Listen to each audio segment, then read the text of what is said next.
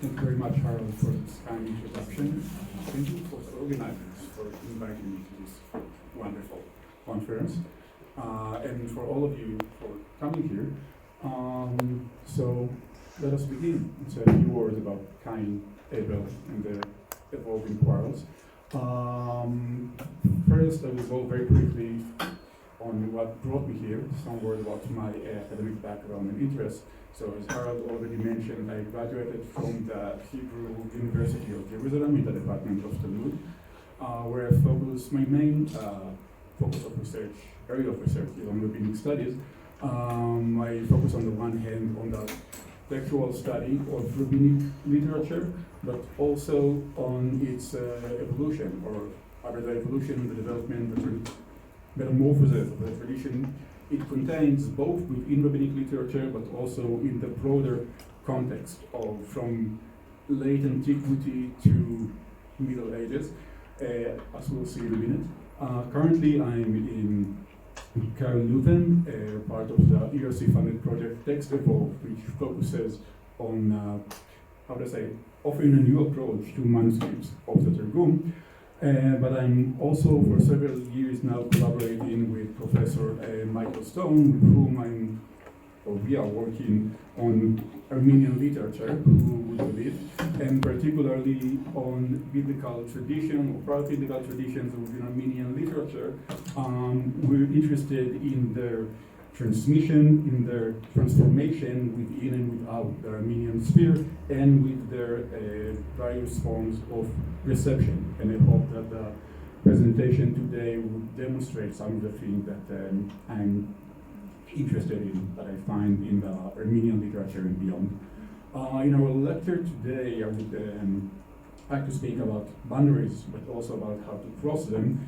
I will examine together with you what happens when we cross boundaries of language, and we look on sources in Armenian, in Greek, but also in Hebrew and Aramaic.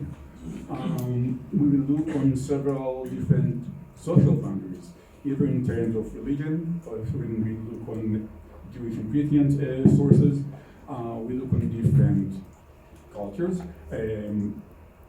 on a reflection of ideas in a Hellenistic and Jewish context, but we'll also question these definitions.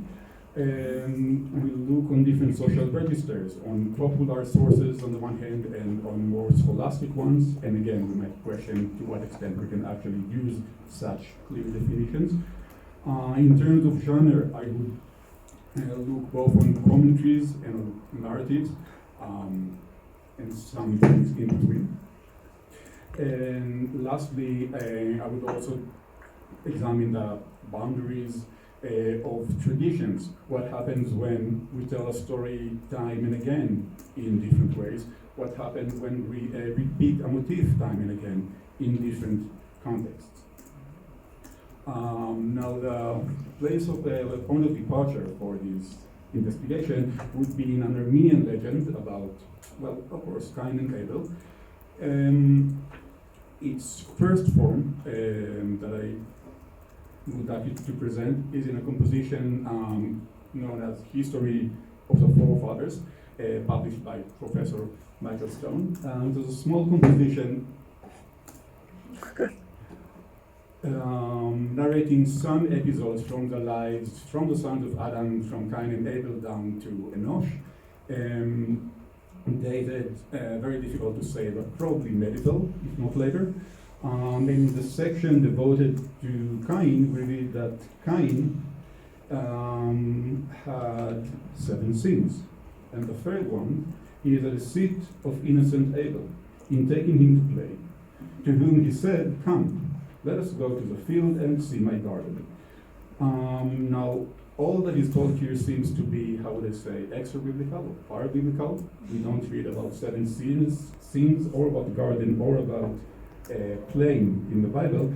But one point here is actually an almost direct biblical quotation, at least according to the Armenian version of Genesis, where we translate into English, and Cain said to Abel his brother, "Come, let us go to the field."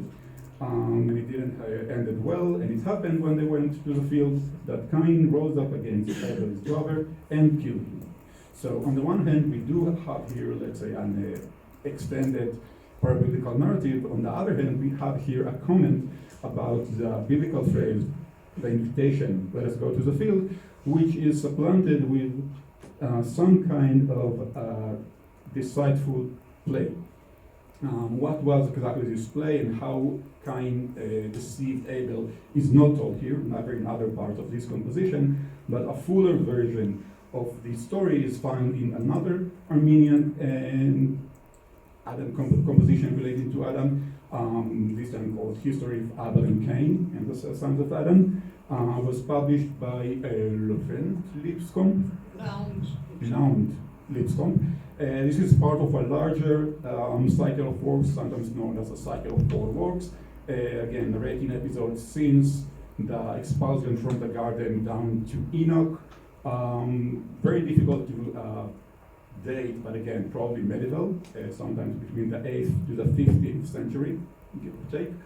And in the episode relevant for our discussion, Cain says to Abel's brother, let us go take a walk in the field. And Cain now wished to bind his brother. However, Abel was stronger than Cain. Okay, so what do we do? Cain began to play with his brother and to wrestle, even to grab him from the side to see if by his strength he could overcome him. That didn't work. However much he grabbed him, he, that is Cain, fell down and could not overcome Abel.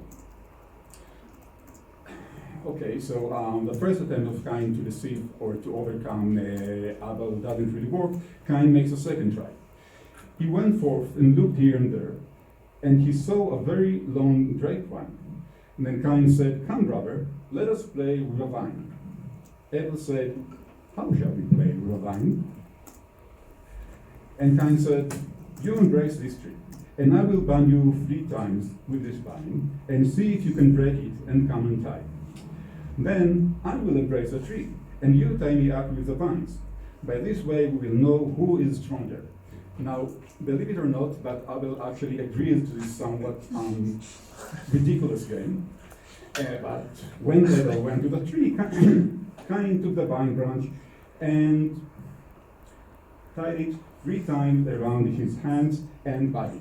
And only now Abel perceived his brother's wickedness. He implored and said, brother, untie me from the tree. Well, that's not how it ended. Cain did not untie him, but bound him more firmly, from his feet down to his head. And it didn't end up very good. Cain goes on to attempt to, and eventually manages to kill Abel, but this goes on to a completely another story having to do with stones and ravens and Satan and very interested other details to which I will not go this time around. What do we see here? Please forgive me for a second.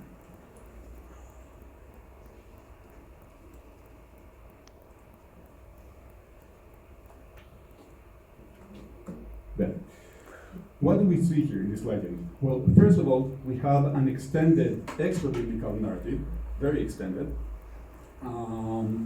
It is also made of quite a few different motives. We see here Cain's treachery, which is also related to Cain, how to say, intention. This is not, the fight between the brothers is not just a heated debate, it results from an intentional decision of Cain to kill Abel, which we see in many different ways in other stories. We read about Abel's strength. He was stronger than Cain.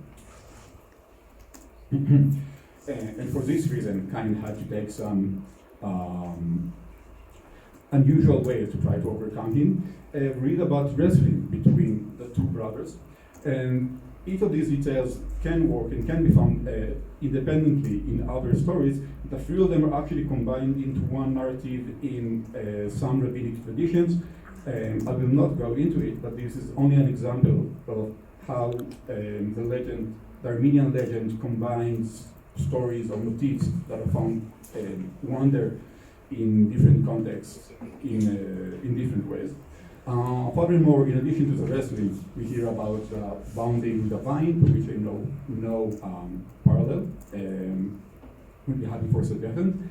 And all of this story is somehow related to the invitation, let us go out to the field. Now the relation between the two, between the play and the field, is brought up in the first legend we saw, from in the short account in the history of the forefathers, that says that Cain's sin was deceit of innocent Abel in taking him to play, to whom he said, come, let's go to the field and see my garden. So at least according to this version,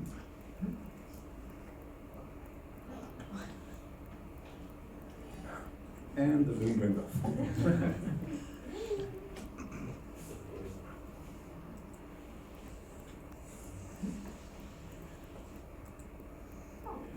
These are only comic links to keep your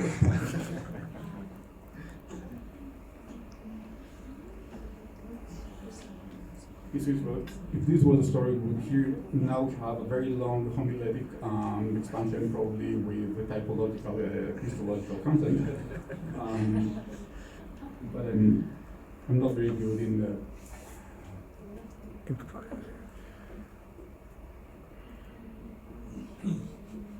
in offhand sermons, so we'll just wait until the technical problem is resolved.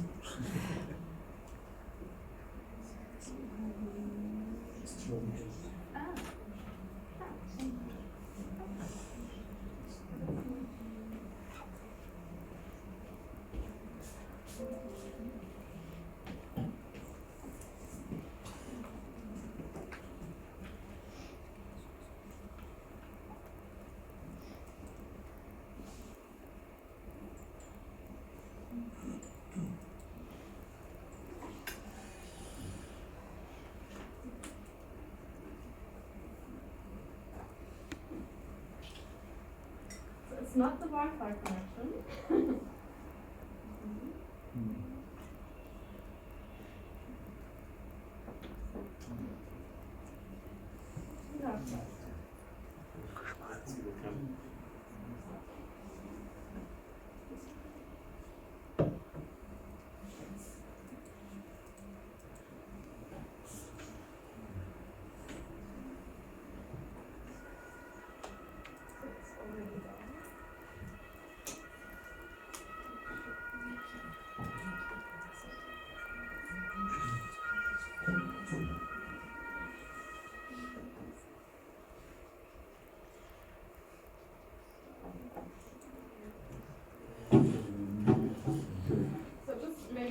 Stop share. Talking and we try to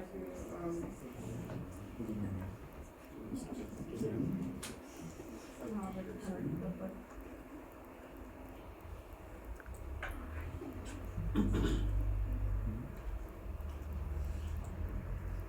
Okay. Yeah, maybe just like continue and we'll see.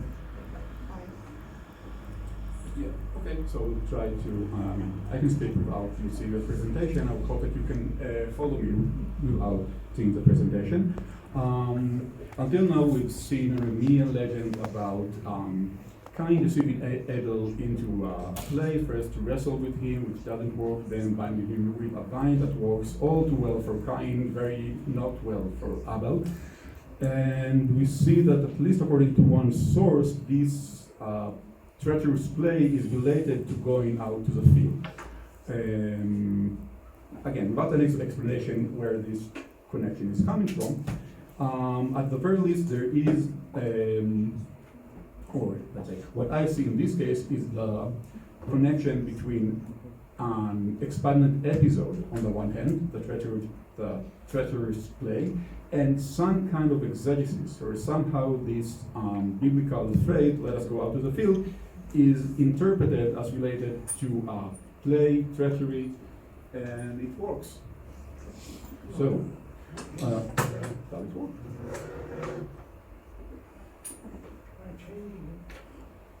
One second.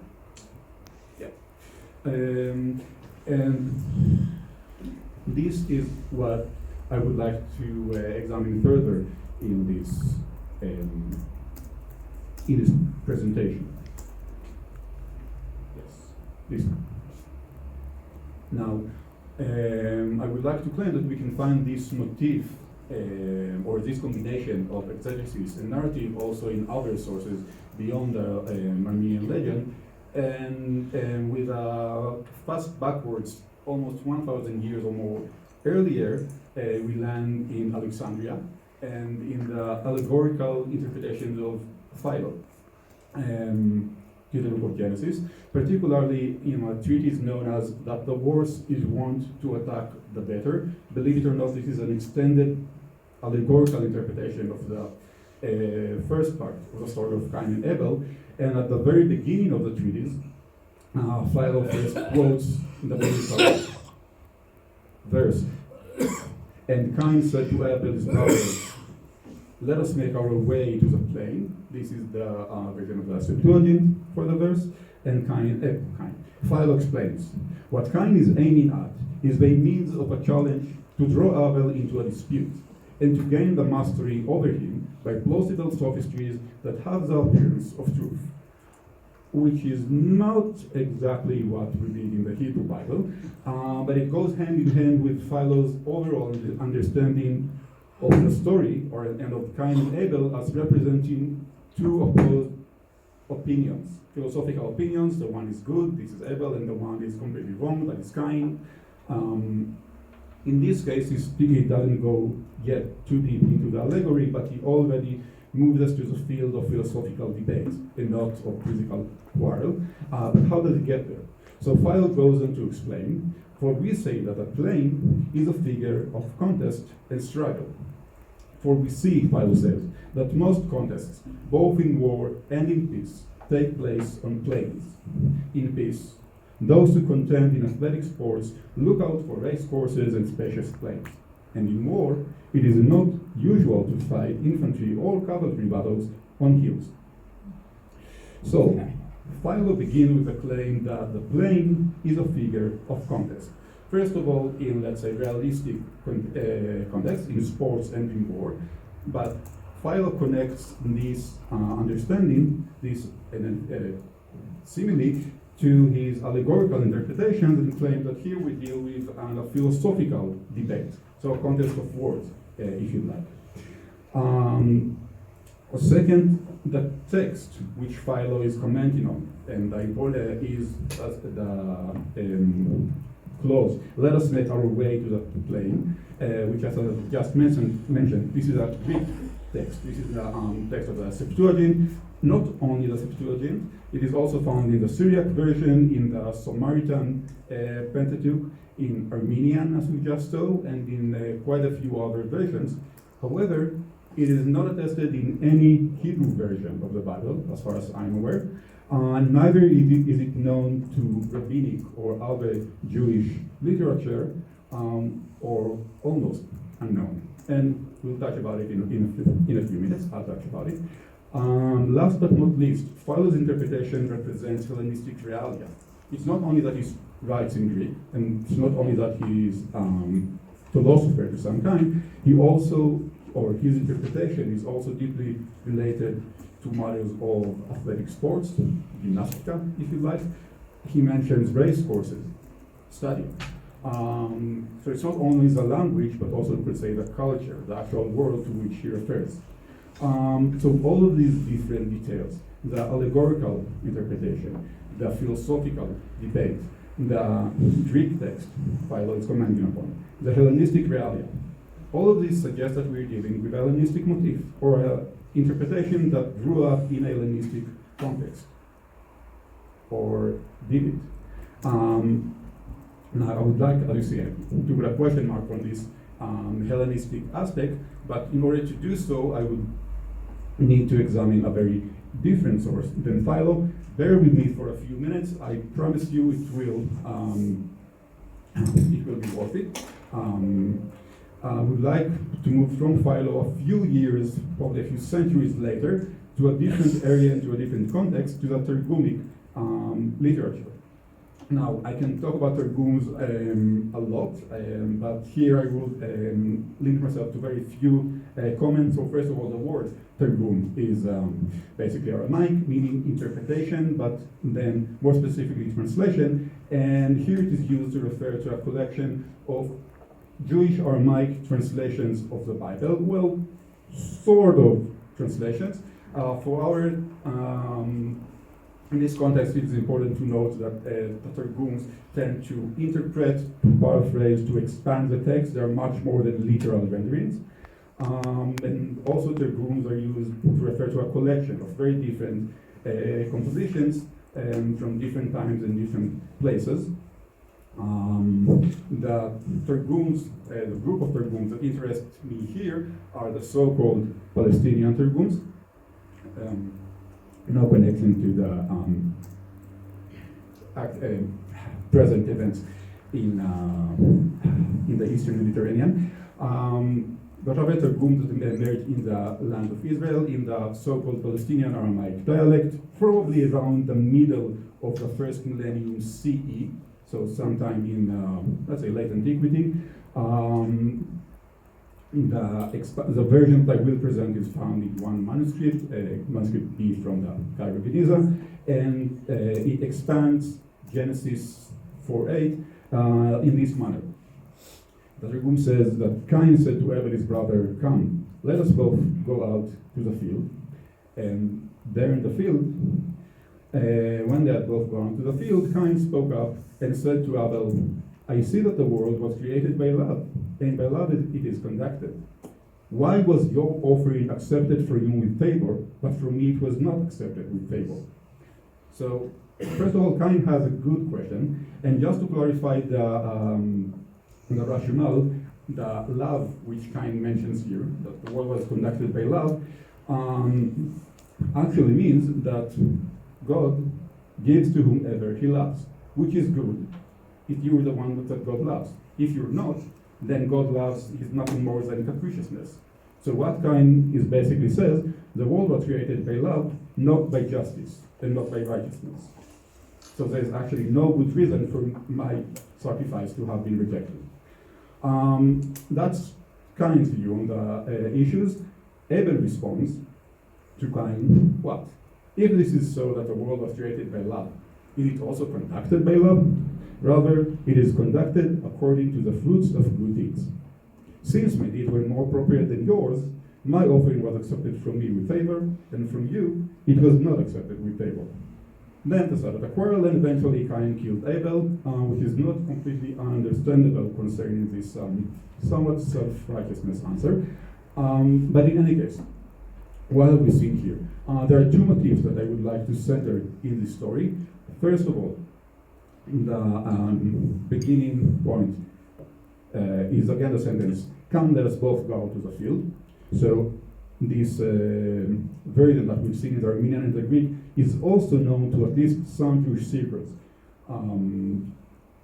Second, the theological debate. Indeed, this is a debate which is deeply rooted on an exegetical basis, the problem of why Cain's offering was rejected, but nevertheless it touches upon the problem of God's love and God's justice or righteousness. Now, in the story, as it appears in the third room, these motifs are unconnected. The brothers go to the field, then they engage in debate. But on the other hand, both of these motifs are reminiscent of Philo's interpretation, where but there, in the interpretation of Philo, there is a direct connection, explicit connection between playing, contest, and philosophical exchange or philosophical debate. So when comparing these Targumic expansions and Philo, I question myself, is Philo's interpretation really that Hellenistic? Or, perhaps it is, and what we see in the Targum is a Hellenistic interpretation in an Aramaic or narrativical garb. Or perhaps the Targum tells us that Philo's interpretation is itself a Hellenized version of the interpretation of a narrative or an episode that existed in some other context. I do not want to decide on this version, but also only raise a question. Another problem or issue that arises from this comparison is the question of allegory versus narrative. As I mentioned, Philo's interpretation is eventually allegorical. He's talking about two opposed opinions, not really about persons. The Targum is just a narrative. It has no allegorical side. So, what is happening here? It is an allegory that turned into a narrative that was allegorized, something else. Again, I'm not trying to decide, only to raise our sensitivity to such kind of moves of differentiation of traditions. At any rate, the Targum that we saw has nothing to, deals with field and content, some kind of contested, has nothing to do about play. More concrete relation between going out to the field and engaging in a play, in a dangerous play, is found in another biblical rabbinic legend in a very different composition known as Bereshit Rabbah, which is let's call it a commentary on Genesis, redacted probably around the 5th century CE, though containing also earlier material. And the chapter I'm interested in is in 53rd section, and it deals not with Cain and Abel, but actually with Ishmael and Isaac. Beginning with the verse that Sarah saw the son of Hagar the Egyptian playing, or in Hebrew Metzachek, with her son Isaac. For some reason, the rabbis had a problem with this, interpreting this verse. They offered several solutions for it, and one of them, offered by Rabbi Azariah in the name of Rabbi Levi, is that they, Ishmael and Isaac, said to each other, "Let us go and see our plot of field." Sounds familiar? Then Ishmael took a bow and arrows and shot against Isaac, pretending to be playing. Sound familiar? As it is said, like a madman who shoots deadly firebrands and arrows, so is one who deceives a neighbor and says, "I'm only joking." Metzachek in Hebrew. So like almost anything else in rabbinic literature, also this short paragraph is complicated. And I would like to point out both, first of all, to its exegetical background. As we saw, it begins with a verse about Ishmael playing with Isaac. And it asks, or its problem is, what's wrong with Ishmael playing with Isaac? I mean, Ishmael is playing, then Sarah said, "Send away this maidservant and her son." Why? Why is it so bad that two boys are playing together? Sometimes it can be bad. So, before delving into the rabbinic tradition itself, I must say there is an earlier exegetical tradition or interpretation of this verse that actually saw the playing of Ishmael with Isaac as something negative. And we read in the Epistle to the Galatians that as part of a long allegorical or typological interpretation of the relationship between Hagar and Sarah and between Ishmael and Isaac, Paul says that at that time, the child who was born according to the flesh, that is Ishmael, persecuted the child who was born according to the spirit, that is Isaac. But what does the scripture say? Drive out the slave and her child. So according to Paul's understanding, the negative approach of Sarah, which here is presented as what scripture says, it's not even her own idea, is a result of Ishmael persecuting Isaac. So already here the play becomes something much more charged and dangerous. Now, in a typical rabbinic way, this understanding of the verse is combined with an interpretational technique of combining verses, or if you'd like, explaining the Torah, the Pentateuch, according to verses from, in this case, from the writings, particularly by using a verse from Proverbs that a madman who shoots deadly firebrands and arrows says, "I'm only joking." So in Proverbs, joking or playing is shooting arrows. So also in Genesis, in the playing of Ishmael, the playing is shooting arrows. So far concerning the exegetical side of this paragraph.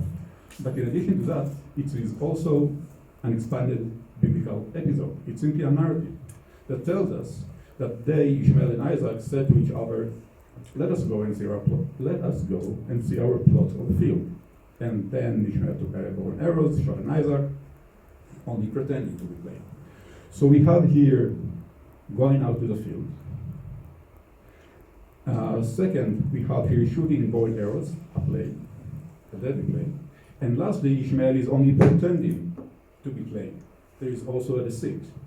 So all of these details taken together are quite reminiscent of the Armenian legend about Cain and Abel that we saw a few minutes ago, before a dramatic technical problem. So let's try to take it all together to see what these different traditions tell us when they're brought into comparison. We were looking, or at least I was looking, on an Armenian legend, on a rabbinic midrash, and on the interpretation of Philo of Alexandria.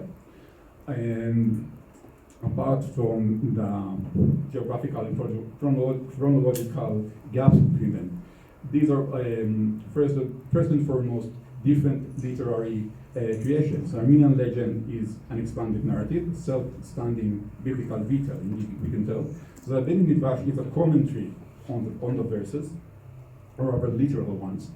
And Philo also offers a commentary much more extended and also allegorical. In terms of content, these are stories about brothers. The Armenian and Philo of Alexandria speak about Cain and Abel. The Big Midrash tells about a different couple of brothers, Ishmael and Isaac. All of these brothers are, for some other reason or other, going out to the field to see something, a garden or their own plot, their share. And in the field, they're engaged in a play or in a contest, which is sometimes explicitly presented as including deceit of one kind or another. But again, the play of the contest or the contest is of different, how would I say, content. It can include wrestling and some stupid play we were playing, or shooting arrows, which is not funny at all, or even be a philosophical debate. But above and beyond these different details, I think, or would like to suggest, that we can see here a common understanding, a common exegetical basis, which takes the verse, let us go out to the field, and understands it as an invitation for a treacherous play. This common motif is being applied or developed in different ways within the different contexts. So, for instance, it can be applied to Cain and Abel, but also to Ishmael and Isaac. Going out to the field can be for different reasons. The play or the contest can be on the completely verbal or philosophical level. It can also be completely physical. And again, there are different types of games that can be played, but always for the same end. And so we see here both a common motif, but also its various details and various adaptations. And where does this all lead us to? So some conclusions, or at least concluding remarks. First and foremost, I tried to identify or to suggest that there is an exegetical background for an extra-biblical narrative, which in general I think it is always important to keep in mind, that also tales or retellings that like a completely independent and very creative creations of stories might have actually a concrete root in the interpretation of the biblical text itself, sometimes more, sometimes less explicit. We've also seen or tried to show the importance and value of going between boundaries in different regions. In terms of, we saw how the same motif appears both in Jewish and Christian writers, and also how it appears in different garbs in, well, Jewish or Hellenistic circles. It appears in different forms, at different ends, but I think we can also identify the common thread appearing there. We also crossed literary boundaries. We saw how the same or similar motifs appears both as a narrative and as a commentary on the biblical text. All this leads to the importance of acknowledging or being aware to the wandering of motifs, of ideas between these different contexts, peoples, literary corpora, and thus from the examination of this particular example or examples, I would like to finish with some more general, or broader thoughts about the study of biblical tradition, the transmission and reception. On the one hand, the importance to broaden our scope, to bring into discussion different groups and different corpora and see how they relate to each other, and different groups and corpora that, at least on the literary level, can be seen as having common grounds. Within or upon these common grounds, these groups or these different manifestations can sometimes reflect opposition or a polemic. Not so much in this case, but in many other cases. They can also be seen as neighbors, people living together and sharing some things, perhaps in contact. But in some cases, it can even be seen as co-players, just as different actors on the same field playing with the same building blocks and building more or less similar toy houses. But to keep this rabbinic view under check, I must also always take into account the cautious in linking the different sources. In this case, certainly, many different others, I cannot point, and I do not try to point to any direct connection between the different sources or the different traditions. I can point to similarities. I cannot say if one is directly related to the other, or even know what is the direction of development. We can always think of parallel traditions. So the similarities that we see perhaps result from parallel and unrelated developments. They are still important in themselves, as they show that different groups can come to a different conclusion when working on the same material. This is not necessarily unimportant. Well, perhaps it is. But it also has to remind us to be very cautious in interpreting the similarities, both in the literary and even more so in the social historical level. To what extent do these and similarities tell us something about actual relationships between the different groups? Can we speak about connections, about transmission of knowledge, about actual contacts between them, or is something else happening here? I do not have an answer. I'm more interested in these questions, and I will be even more interested in your reactions to this presentation. Thank you very much.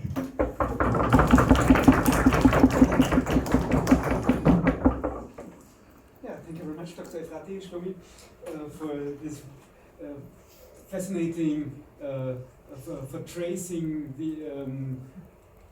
these fascinating motifs and patterns both. And the floor is open. We have quite a good quarter of an hour for discussion and reactions. So please, the floor is open.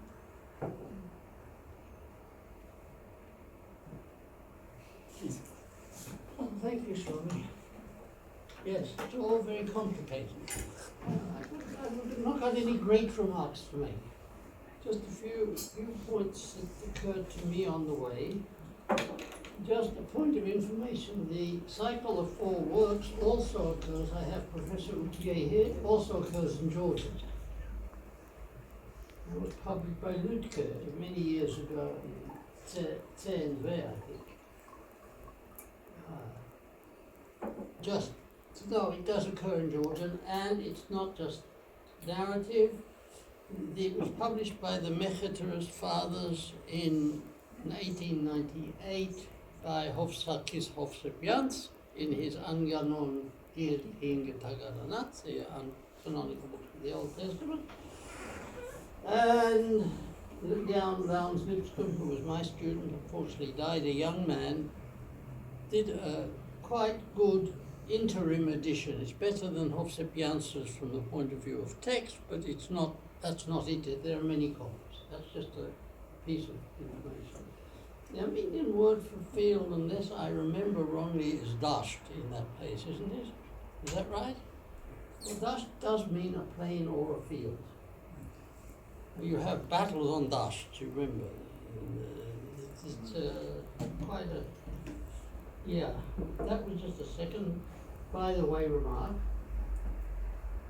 A third one is that in the text that you told us, and you weren't going to talk about Cain and Abel and ravens, there Satan dresses himself as two ravens, and they teach Cain how to kill Abel by Satan kills the angel. There's two versions of it, doesn't matter. But there are two ravens sitting out there. I've been watching them all. I've been watching them all the lecture because they're keeping an eye on you. A final thought: what comes up with the questiones in Genesis on Cain and Abel? I don't remember, but it would be worth seeing because that was very influential in Armenian. I don't think we've started to exhaust its importance, at least for paracanonical books. And it was a very common work. It's probably the most popular Philonic book in Armenian, with the questiones in Genesis and Exodus, and long commentaries on them and so on. So this is just another channel. That's all I have to say. Thank you very much. And of course, there are little bits, as you know, of rabbinic literature translated into Armenian. I found two so far. There may be more. Tiny bits. And because we lived in the same areas, and one of them, there's a colophon that Archbishop Shaher published years ago from Isfahan, where the guy said, I didn't know what to do with this Old Testament verse. I went and asked the rabbi. And I think there may be a little bit of a sociological reality about such a colophon. That there were some actual institutions. Do you remember when this colophon from? Or 15th or 6th, it's from Julfa, New Julfa, from Isfahan, so it's going to be 16th, 17th, something like that. There is rather well-known, certain circles, a well-known story on the other way around, telling about someone who tells about Rabhai, the important Babylonian Gaon of the end of the 10th, beginning of the 11th century, who had problems with interpreting a certain verse in Psalms, so he sent a disciple to the Syria Catholicos to ask him what is a Peshitta version of this verse. This is how we get 5 words in Syriac within commentary on Psalms that quotes Gaonic responsa. So this kind of exchange happened. It's a different period. I'm glad to hear that one. I didn't know that one. I didn't know of that one, the Syriac one. Thank you. Well, the ravens are a whole extremely interesting and very fascinating issue. Again, I can speak, probably give at least two presentation lengths talk about ravens. Michael can talk about them even more. They're also fascinating beasts, but well, that's for another discussion or another presentation.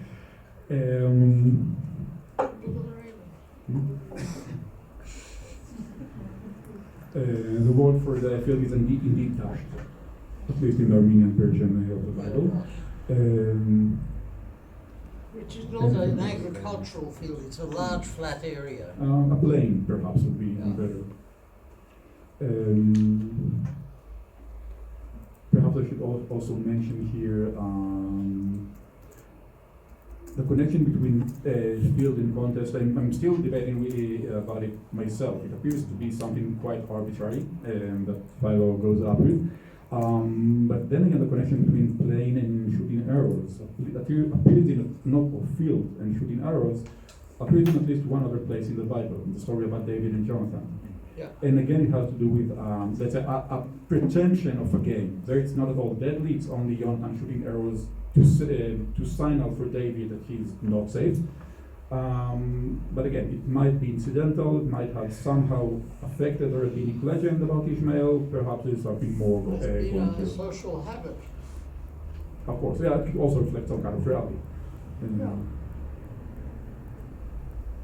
Well, there was another connection. I just had a final thing, sorry to mention. But the dust is connected in the text I just read with the sheep. Because Abel brought a sheep, Cain wanted to go to the dust to see what was happening, what was there with the sheep. When you also asked about the questiones, Philo's question answered in Genesis. All I can say that I think that I checked it and I didn't find anything, but I will probably need to look into it again. I'm not sure. I think it's probably worth having a look at. Professor Verheyen? Thank you very much.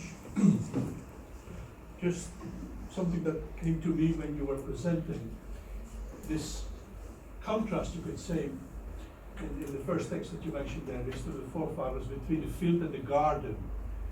How much emphasis can you put on that?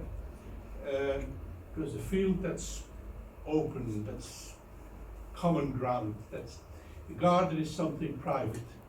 So he goes out of town, you could say, but he doesn't go out into the fields, he goes to his private place.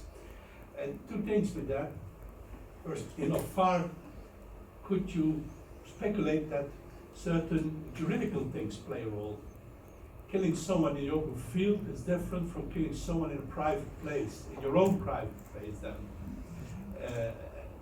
And the other thing is that, of course, the model for deceitful murder in Christian tradition is betrayal in Gethsemane, which is presented as kind of garden, if you want, in the tradition, not in the gospel, in the later tradition. Does that play a role? Could we imagine that this plays a role in later Armenian tradition? The model as a betrayal in, and a kind of, joke, if you want. So he comes and kisses the master, but in the end, it turns out it's a kiss of death. Yeah, please. So I think that your first and last questions actually coalesce or are related to each other. To be honest, I don't see the connection with Gethsemane as a very strong connection to Gethsemane. But I must say, these are texts that I'm not used to work with. So my associations go immediately to the Bible and to rabbinic literature, and much less so to New Testament, which is perhaps not the best context to read Armenian literature from. I mean, it's good for some things, less good for others. I can only say that when I read this text, the history of the forefathers, it seems that the garden is mentioned here almost as a kind of an excuse, as trying to.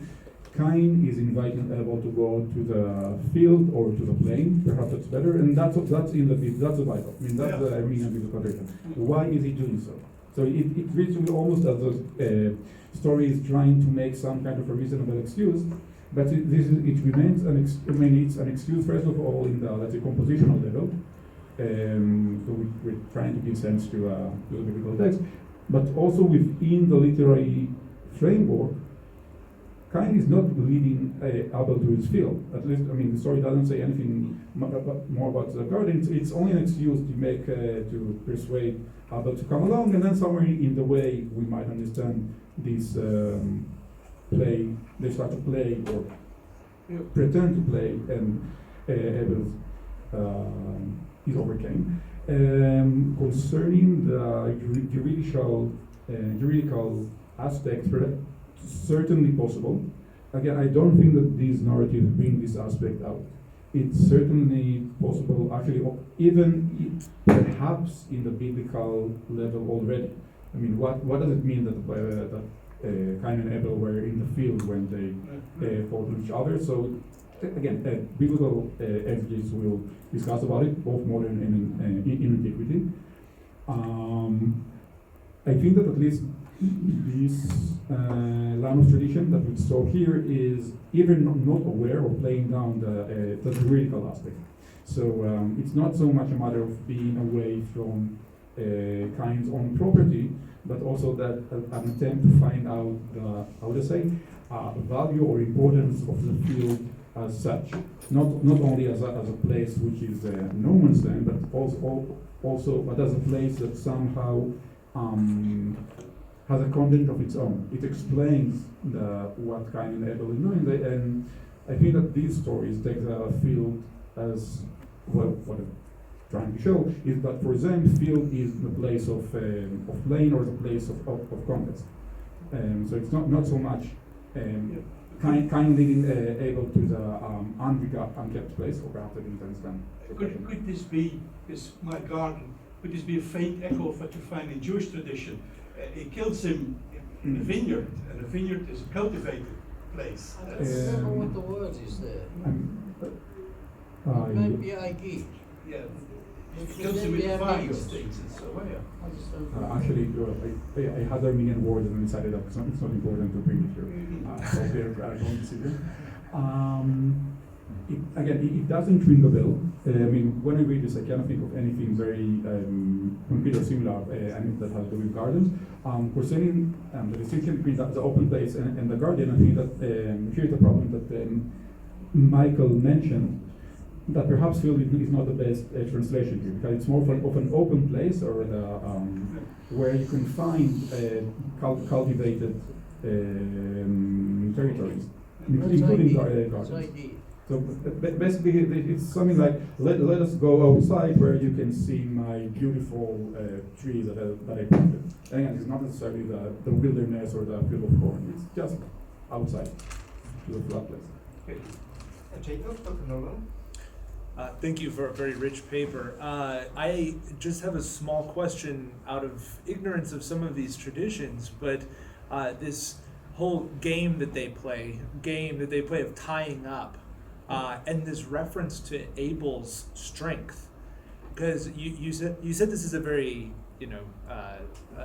out of the ordinary type tradition, but it sounds very similar to the episode of Samson, of being bound, and then he's too strong, so he says, oh well, if you bind me then I can't do anything, and so she does it, and then of course he breaks out of it. But are there other references to Abel and having magnificent strength like this? Because it seems very, very odd. Or are they sort of mixing some of these traditions about his character and what he can do in this episode? Or, yeah. Perhaps I'll just go fast forward to. Let's see. So first of all, I actually asked myself as well if Samson is somehow playing in the background, and in, let's say, this version, so it's certainly possible. Only Abel was not unusually strong, only stronger than Cain, so apparently he was not able to untie himself. By the way, I was also wondered if this tying with a vine to a tree has to do is somehow symbolizes the crucifixion. Which again, this story does not bring out. I mean, as I said, after Abel is bound from head to toe.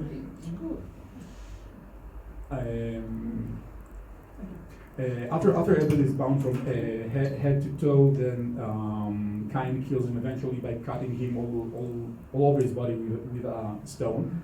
But actually, the history of the forefathers, this which is a more shorter, more concise narrative, also contained mentioned an episode of Cain killing Abel, who was bound to a tree with a vine by piercing him in his feet and his hands and his side. so that Christological typology is clear. I think it doesn't say so explicitly, but I think any reader can take it, but it's not from here. Yeah. So it could be, so again, it could work in both ways. It could be a Christological typology that is a strip of the typology and left as a narrative, or a narrative that was reinterpreted and brought, let's say, brought closer to the Christological understanding. Lastly, concerning Abel's strength, as I said, it appears in different contexts. In the, as I said, in the rabbinic narrative, this is simply a story about Abel and Cain were fighting together in a physical quarrel. And then, since Abel was stronger, he held Cain down. And then Cain asks, "Oh, brother, have mercy upon me! Don't kill me! Think about our parents." So Abel has parents, and then Cain stands up and kills Abel, which is a kind of wrestling, kind of deceit, but not exactly what we see here. If I'm not mistaken, this Abel's strength pops up again in Muslim stories about Cain and Abel, and there is a legend of this, beginning from the Quran and then in Hadith and Tafsir. The Quran episode is very short. The stories in the Hadith and Tafsir are extremely long. So first of all, I'm not an Islamicist. I don't read Arabic, unfortunately. I read the secondary literature as far as I could reach it, and I didn't see there anything that is related to these stories. But if I'm not mistaken, the idea that Abel was stronger, and therefore Cain had to walk around in order to overcome him, is found there in different ways. Thank you. Perhaps a brief last question by Tobias, or remark? A small question, which is a big one. Maybe a silly one. I don't know. You spoke about this crossing cultural boundaries, finally, wandering tradition and this kind of thing. Where would you see the kind of level of society or kind of group which is behind this? So what kind of audience do we have here? More or less learned audience. So this has to do with the point of, is it something where I say, okay, different people tell more or less the same story, or different people have more or less the same exegetical tradition? So let me say, okay, sorry, what kind of level would you see behind this wandering? I think it works in both levels in different ways all the time. Okay. Which is almost the same nothing. But I mean, it can work. I mean, I can see, let's say, one possibility that begins as a exegetical motif, trying to explain what the hell is Cain and Abel doing in the field. Why is going to the field so important? Mm-hmm. But this kind of question, or actually the answer to this question, can gain a life of its own and become a story. And let's say the Armenian legend perhaps is the most extreme example of this story that becomes so wide and so rich. But then these kind of stories can again become or gain interpretative value. Just take the example of the let's say Christological interpretation of the binding of Abel. To whom may it concern? Again, both certainly scholastic or intellectual elites. I mean, Philo certainly writing for the educated elites, people who would read Plato and Homer. The rabbinic legend or midrash, it's difficult to say, but it's not a popular writing. It demands quite a lot of learning to be able to cope with its conciseness and its references. But the rabbinic Targum, or the Targum that we saw, is many times seen as some kind of popular literature. Perhaps it was even read or performed in synagogues, and so the audience were more or less everyone, all the synagogue comers. The Armenian legends themselves, who do they come from? So the history of Cain of Abel and Cain seems like a popular story.